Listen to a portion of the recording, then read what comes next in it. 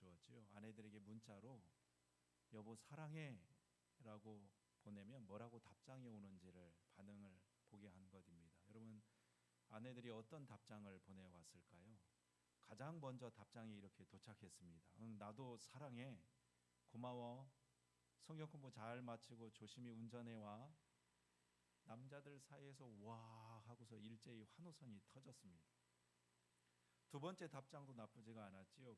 부부학교 제대로 하는 것 같네. 모두 다 부러워했습니다. 근데 그 다음부터 온 문자가 재미있습니다. 그 다음에 문자가 오냐 이제 철 좀 들어라 라고 문자 답장이 온 겁니다. 이어서 다음 답장이 왔는데요. 뭐야 나 몰래 무슨 사고 친 거야? 솔직히 말해 빨리. 이 답장이 왔고 또 다음 아내가 이렇게 보내왔습니다. 왜? 목사님이 시키디? 그래도 이렇게라도 답장을 받은 사람은 좀 나았지요. 모임이 다 끝나도록 답장이 안 온 남편이 하나 있었습니다. 그가 집에 돌아가서 아내에게 따지듯이 물었죠. 아니 내가 사랑한다고 문자를 보냈는데 왜 답장을 안 해? 그랬더니 심드렁하게 아내가 그러더랍니다. 아 그거 당신이 보낸 거였어? 난 스팸인 줄 알고 지웠지. 우리 교회도 한번 해봤으면 좋겠습니다. 우리 아내들이 남편 사랑한다는 말에 뭐라고 답장을 보내올까요? 우리 아내들의 표정이 영 밝지가 않습니다. 아, 이 양반은 생전 그런 말 할 줄 몰라요 하는 그런 표정입니다. 남자들도 별로 이렇게 억울한 표정인 것 같은데 뭘 그런 걸 꼭 표현해야 압니까? 남사스럽게 다 암시롱 하는 그 표정들입니다. 그러신지요? 우리가 말 안 해도 다 알 수 있으면 얼마나 좋을까요? 우리가 다 아는 것 같은데 근데 모를 때가 참 많습니다. 저희 부모님은 인천에 사십니다. 그래서 잘 찾아뵙지 못해서 죄송스러운데요. 그런데 정말 어쩌다가 큰 맘 먹고 찾아뵈려고 하면 꼭 일이 생깁니다. 그날 비가 억수로 내리든지 아니면 갑자기 일이 생기게 되든지 하지요. 그러면 할 수 없이 전화를 드립니다. 죄송한데요. 이번에 꼭 가려고 그랬는데 갑자기 일이 생겼네요. 그러면 부모님께서 꼭 하시는 말이 야, 나는 괜찮다. 위험한데 뭐하러 오려 그러느냐. 바쁜데 뭐하려 그러느냐. 다음에 오면 되지 하십니다. 근데 저는 그 말이 진짜인 줄 알았습니다. 야, 나는 괜찮다. 다음에 보면 되지. 근데 그 말이 그 뜻이 아니었습니다. 제가 부모가 되고 보니 그 말이 그게 아니었습니다. 부모는 늘 자식이 궁금하고 늘 자식이 보고 싶고 늘 걱정하는 것이 부모의 마음입니다. 부모가 돼서야 그 마음을 조금 알 것 같습니다.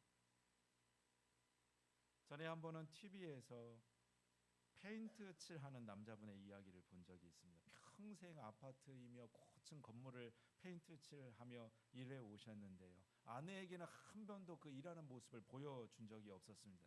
그런데 마지막 은퇴하는 날 아내가 남편의 일하는 모습을 처음 본 겁니다. 그 모습을 보고 아내가 펑펑 우는 것을 보았습니다.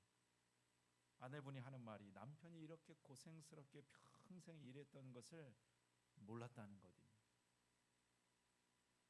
우리가 이렇습니다. 우리가 아는 것 같은데 실은 모를 때가 더 많습니다. 자식이 부모의 마음을요, 부모가 자식의 마음을, 또 남편이 아내의 마음을요, 아내도 아내의 그 남편의 그 마음을 우리가 잘 모릅니다.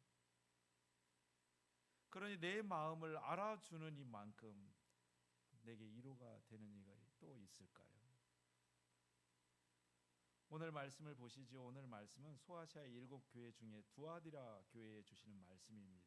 그런데 눈에 띄는 구절이 있습니다. 19절에 있는 말씀인데요. 우리 18절과 19절 말씀을 한번 보겠습니다. 두아디라 교회의 사자에게 편지하라. 그 눈이 불꽃 같고 그 발이 빛난 주석과 같은 하나님의 아들이 이르시되 19절 우리 같이 읽겠습니다. 내가 내 사업과 사랑과 믿음과 섬김과 인내를 아노니 내 나중행위가 처음보다 많도다. 19절 말씀을 한번 다시 한번 보시죠.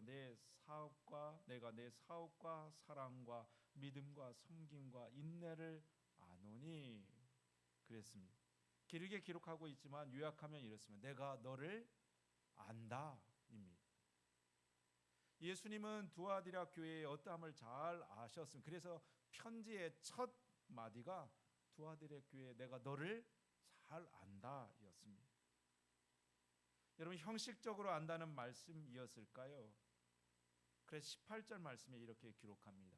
그 눈이 불꽃 같고 그 발이 빛난 주석과 같은 하나님의 아들이, 여기에서 불꽃 주석은 구약에서 나오는 말입니다. 눈이 불꽃과 같은 표현도, 발이 빛난 주석 같다는 표현도 다니엘서에 기록된 말씀입니다. 세상의 모든 것들을 꿰뚫어 보시고 심판하시고 판단하신 하나님이심을 보여주는 표현입니다. 그렇게 예수님도 두아디라 교회의 성곽 끝을 보셨습니다. 그래서 그분은 그들에 대해 너무나 잘 알고 계셨습니다. 두아디라 교회의 성실한 행위들을, 두아디라 교회에 애쓰고 수고한 사랑과 믿음을, 그들이 그것을 지켜내기 얼마나 땀 흘리고 마음 졸였는지 그들의 섬김과 인내를 예수님은 다 아시고 기뻐하셨습니다. 여러분, 우리의 수고는 누가 알아줄까요? 내가 이렇게 열심히 살아가는 것을요, 주어진 환경 속에서 하루하루 묵묵히 최선을 다하는 것을요, 내 식구들도 모를 때가 많습니다. 물론 때론 나도 게으를 때가 있고 실수할 때가 있지요. 그래서 주어진 하루를 허투루 보내기도 하고 성실치 못한 우리의 삶일 때도 있습니다. 그러나 그럼에도 불구하고 열심히 살아가려고 애쓰는 내 삶을 누가 알아줄까요? 10번 잘하고 한 번 실수하면 한 번 잘못한 것만 기억합니다. 10번 말귀를 잘 알아들고 한 번 잘못 알아들으면 왜 이렇게 말귀를 못 알아듣느냐고 핀잔을 줍니다. 10번 반찬을 만나게 잘 준비해 줘다가도 한 번 반찬 시원찮으면 왜 밥상이 이 모양이냐고 밥맛이 없다고 불평을 해댑니다. 10번 칭찬하다가 딱 한 번 싫은 소리 했는데도 저희는 맨날 저렇게 부정적이라는 소리를 듣습니다. 그러니 얼마나 억울하고 속상합니까? 그런데 주님은 우리에게 말씀하시는 것이죠. 내가 너를 안다고, 내가 너를 다 보았다고, 내가 너의 마음을 다 이해한다고 우리에게 말씀하시는 것입니다. 이 글을 한번 보시지요. 예수님은 당신을 아십니다. 사람들에게 거절당하신 예수님은 당신의 외로움과 쓸쓸한 시간을 알고 계십니다. 여우도 굴이 있지만 깃들 곳이 없었던 예수님은 의지할 곳 없는 당신의 불안을 알고 계십니다. 목수의 집에 태어나 시골에서 자라난 예수님은 당신의 땀과 고생과 그 피로를 알고 계십니다. 엘리 엘리 라마 사막다니 하고 외치셨던 예수님은 당신의 답답함과 절망을 알고 계십니다. 수건을 동이고 제자의 발을 씻겼던 예수님은 숨은 봉사와 당신이 지불한 희생을 알고 계십니다. 갈보리 언덕을 올라가신 예수님은 남몰래 흘리는 당신의 눈물을 알고 계십니다. 여러분, 주님께서 나의 수고를 아십니다. 나의 눈물도 아시고 나의 불안과 염려도 아십니다. 내가 애매하게 당하는 억울함도 아시고 건강이 좋지 못해 밤새 신음하는 그 고통도 아시고 자녀들을 위해서 기도하는 내 기도도 아십니다. 때로 내 믿음이 그렇게 좋지 못한 것도, 내가 그렇게 강하지 않음도 주님은 잘 알고 계십니다. 그럼에도 불구하고 믿음 지키기 위해 매주일 교회에 나와 예배하는 나의 열심을 주님께서는 아시고, 힘들만 남편 섬기고 아내 돌보며 가정 지키려는 나의 수고와 땀도, 세상 속에 조금이라도 신앙적으로 살아보려고 애쓰는 우리의 희생도 주님은 잘 아십니다. 그러니 여러분, 다른 데 마음 들 것이 아니라 우리 주님에게서 위로와 소망을 얻게 되기를 원합니다. 더운 날 해야 할 일이 많아서 지치셨는지요? 나만 힘든 것 같고 나만 고생하는 것 같아서 속상하신지요? 굳이 믿음의 길 가며 힘들고 어려움 때문에 힘이 붙이신지요? 다 보고 계시고 다 기억하시고 나를 셈하고 계시고 이해하고 계시는 그 주님의 내 마음을 두시기를 바랍니다. 지금도 잘하고 있다고, 지금도 충분하다고, 조금만 더 힘을 내라고 나를 위로하고 세워주시는, 힘 주시는 주님에게서 다시 용기를 얻는 우리들이 될 수 있기를 원합니다. 나를 누가 알아준다는 사실이 우리에게 얼마나 큰 위로가 되는지 모릅니다. 근데 여러분, 예수님은 나의 수고만 아는 것이 아니라 한 가지 더 나에 대해 아는 것이 있다 말씀합니다. 20절 말씀에 두아디라 교회에도 말씀하셨지요. 20절 말씀 이렇게 기록합니다. 그러나 내게 책망할 일이 있노라. 자칫 선지자라 하는 여자 이세벨을 내가 용납함이니 그가 내 종을 가르쳐 꾀어 행음하게 하고 우상 제물을 먹게 하는도다. 주님은 두아디라 교회에 한 가지 책망할 것을 말씀하셨습니다. 근데 여기서 책망한다는 말은 단순히 혼낸다는 뜻이 아니라 원어상으로 너에게 유익하지 않다, 불리하다는 의미입니다. 그러니 교회 밖에 거짓 선지자들의 말에 꿰어 넘어가는 일이 없도록 두아디라 교회에게 주의하라, 조심하라 말씀하는 것입니다. 우리 부모들이 아이들에게 그럴 때가 있지요. 우리 할머니 할아버지들이 손자 손녀들에게 그와 같이 말할 때가 있죠. 차 조심해라. 핸드폰 너무 오래 보지 마라. 차가운 거 너무 먹지 말아라. 선생님 말씀 잘 들어라. 그 말씀을 주님이 두아디라 교회에 하고 있는 것입니다. 여러분, 우리도 잘하고 싶지요. 우리도 열심히 하고 싶지요. 화 안 내고 싶지요. 다 용서하고 품어주고 싶지요.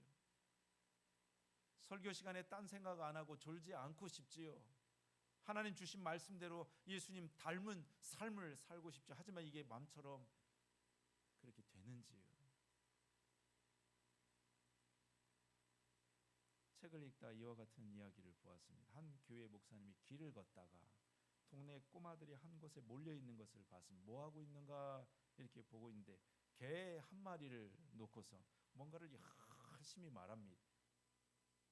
너희들 뭐 하고 있니? 목사님이 물으니 한 아이가 대답했습니다. 이 개가 길을 잃은 것 같은데요. 아이들이 서로 자기가 갖겠다고 그래가지고 지금 거짓말 대회를 하고 있어요. 제일 거짓말 잘하는 아이가 이 개를 갖기로 했거든요. 이게 무슨 소리입니까? 다른 것도 많은데 왜 하필이면 거짓말 대회를 합니까? 목사님이 깜짝 놀라 아이들을 세워놓고 1장 설교를 했습니다. 왜 거짓말하면 안 되는지, 성경에 거짓말하지 말라고 말씀하시고 하나님은 거짓말하는 아이들을 싫어한다고 열심히 설교를 해댔습니다. 그리고 마지막 말 했지요. 거짓말하면 못 쓴다. 목사님은 너희들 만한 때에 거짓말 한 번도 안 했다. 그랬더니 맨 뒤쪽에 있는 아이가 한참 생각을 하더니 얘들아, 이 개 저 목사님 드리자.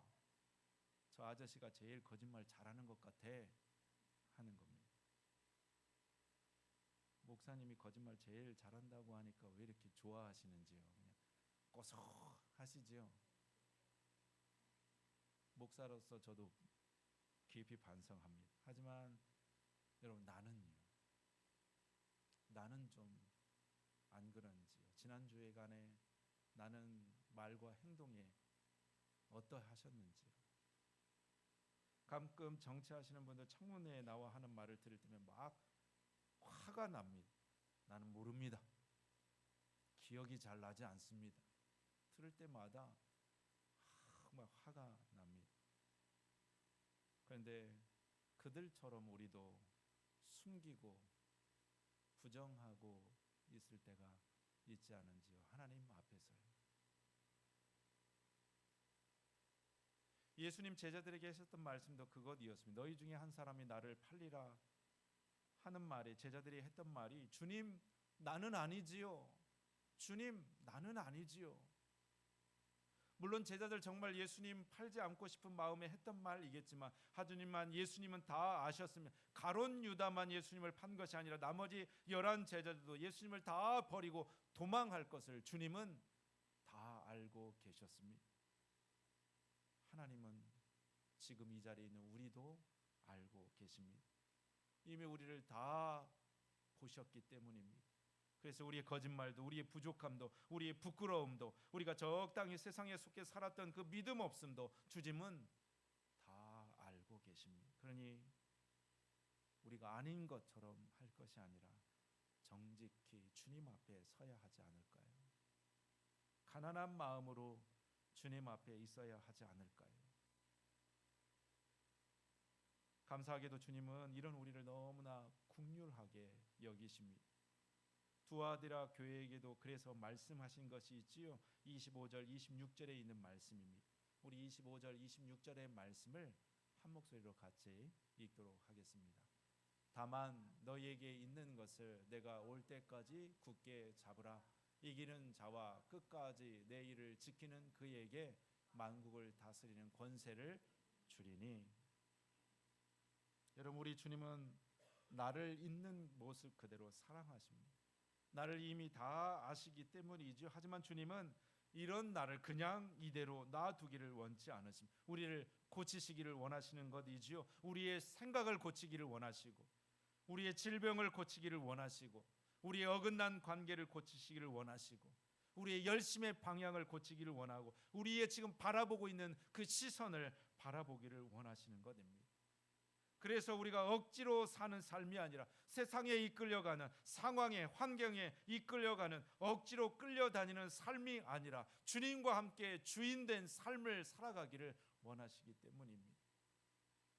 우리가 걱정과 염려에 붙들려 살지 아니하고, 몸의 질병에 노예되어 살지 아니하고, 나의 시선에 주눅되어 살지 아니하고, 주님 내게 주신 특권과 기쁨을 가지고 살기를 원하시기 때문입니다. 두아디라 교회에 주신 말씀이 바로 그것이었지요. 26절의 말씀에 보게 되어지면 이기는 자, 끝까지 지키는 그에게 내가 만국에 다스릴 권세를 주리라 말씀하셨습니다. 주님은 우리에게도 당신의 권세를 주십니다. 우리가 삶의 환경에 끌려다닐 것이 아니라 우리의 삶을 주관하고 다스릴 능력을, 권한을 우리에게도 부어주시는 것입니다. 같은 말씀을 누군가는 이렇게 적었습니다. 누구나 삶의 무게에 허덕인다. 삶의 무게에 짓눌려 주저앉은 인생도 많다. 역사를 보면 왕관의 무게를 이기지 못해 추락한 왕들이 한둘이 아니다. 삶에는 부담해야 할 짐뿐만 아니라 넘어야 할 장애물도 곳곳에 숨어 있다. 해결 방법은 날개를 다는 것이다. 날개가 크면 몸집의 크기는 장애가 아니라 자랑이 된다. 위기의 순간에 빛나는 사람들은 날개가 있다. 날개를 단 사람에게 바람은 오히려 그를 돕는 천사다. 살다 보면 벼랑 끝에 설 때가 있다. 살려달라고 괴성을 지르거나 묘기를 선보이는 거나 둘 중 하나다. 비밀은 날개다. 날개만 있으면 삶은 묘기가 된다. 여러분, 우리에게도 주님은 날개를 주십니다. 우리 삶의 위기와 어려움을 넘어설 수 있는 날개를 주님은 우리에게도 약속해 주시는 것입니다. 우리의 삶도 쉽지 않은 삶임을 주님께서 잘 아시기 때문입니다. 하지만 주님의 날개를 가진 자에게는 폭풍도 바람도 묘기가 되고 스릴이 됩니다. 바라기는 저와 여러분에게도 내 삶을 다스릴 믿음의 권세에 주님의 날개가 허락되어져서 삶의 위기가 아니라 묘기로 우리의 삶을 기쁨으로 살아가는 복된 삶이 되어지기를 축복합니다. 하나님은 우리의 삶이 쉽지 않다는 것을 잘 아십니다. 우리가 완전하지 않다는 것도 너무나 잘 알고 계십니다. 그럼에도 불구하고 주님은 우리를 포기하지 않으시는 것이지요. 연단을 통해서라도 나를 고치고 새롭게 하기를 원하십니다. 그래서 이 땅의 삶이 억지의 삶이 아니라, 마지못해 끌려가는 삶이 아니라 주님과 함께 기뻐하며 주님과 함께 날갯짓하는 삶이 되기를 원하시는 것입니다. 여러분, 저와 여러분의 삶이 그와 같기를 소망합니다. 우리를 다스리 일으켜 내시는, 우리를 고치시고 세임 주시고 권세 주시는 그 주님과 함께 한 주간을 큰 날갯짓하며 살아가는 우리 모두가 되어지기를 주님의 이름으로 축복합니다. 우리 같이 기도하도록 하겠습니다.